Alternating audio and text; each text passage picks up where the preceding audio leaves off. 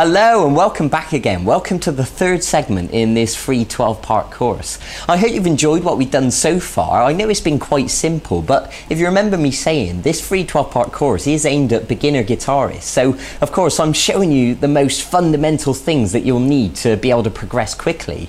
So I hope you've managed to practice tuning your guitar. I hope you've got an electric tuner by now. I hope you've practiced playing that little rock and roll riff that we learned a few days ago. And today I'm going to teach you how to play chords.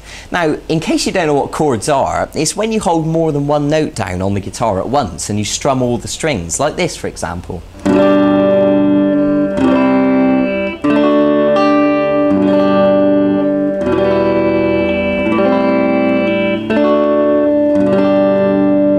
So that was just a few examples of some different chords, and of course the more chords you know, the more flexibility you're going to have to be able to play a variety of different songs. So I think it goes without saying that it's better to learn as many chords as possible, and then you really have got the ability to play more things. And especially if you're the sort of person who enjoys singing as well as playing, then chords are going to be brilliant for you because you'll be able to strum them whilst you sing over the top and it'll sound fantastic.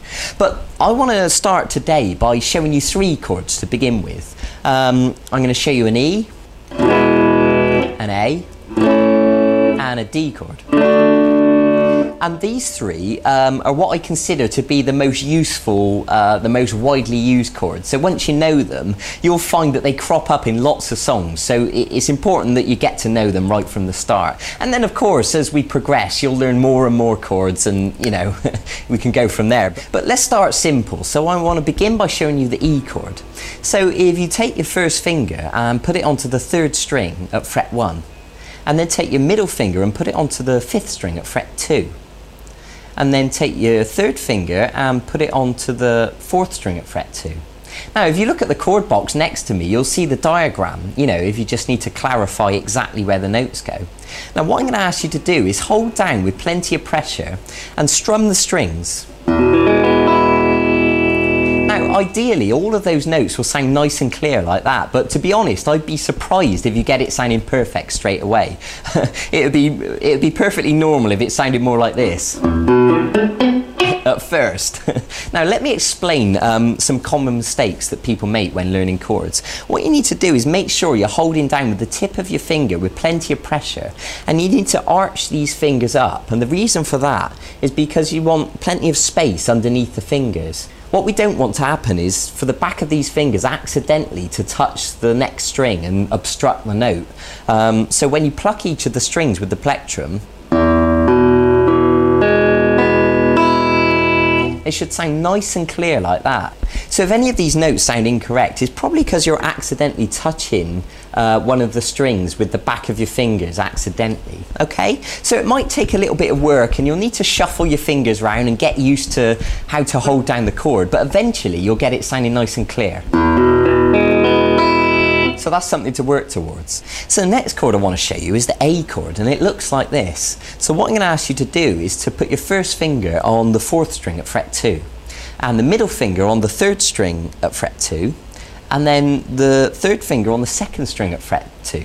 So they're all at fret 2, but unfortunately there's not quite enough room really to fit them all in. Ideally we'd like to get them right next to the fret, but in reality what happens is we end up using them at an angle like this because that's the only way really to squash them in there. And of course everyone's hands are different, you know, if you've got skinny little fingers then you'll probably find it easier. So look at the chord chart next to me just to clarify what notes we're holding down. Now with the A chord we're just going to use 5 strings, and what I mean by that is we're not going to pluck the 6th string, we're just going to pluck the 5th string downwards like this. Okay, now of course, like I said before, it would be unusual if you got it sounding perfect straight away. You know, what usually happens, the back of this finger on an A chord accidentally touches the first string. So what I want you to do is make sure that the first string is open correctly as it should be. And if it is, then brilliant. And just pluck those 5 strings again, just to check it's okay. Okay, good. So now let's move on to the third chord I'm going to show you, which is the D chord.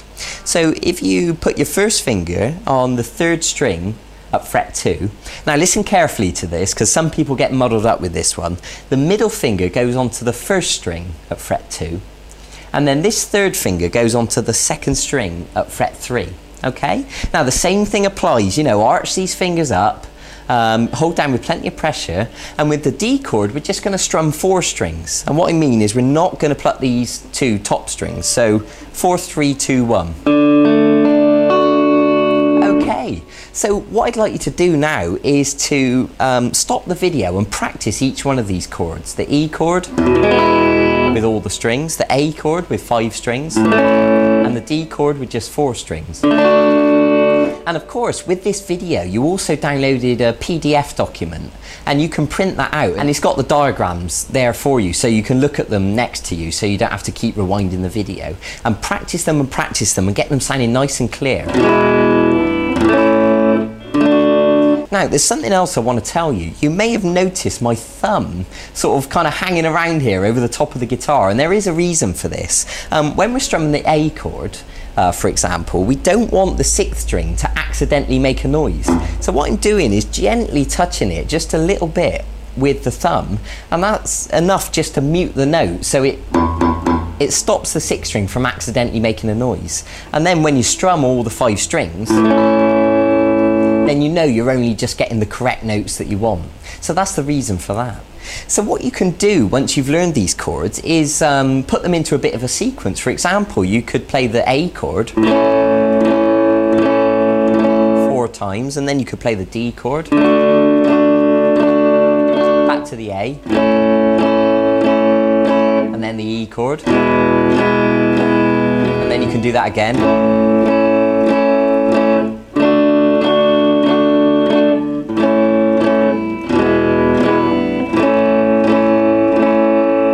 So you can begin practicing changing from one chord to the other, and you'll find that you'll get quicker and quicker at changing from shape to shape. Good. So that is a brilliant place to begin with chords. So I suggest you go and practice that now. Go and get on with it.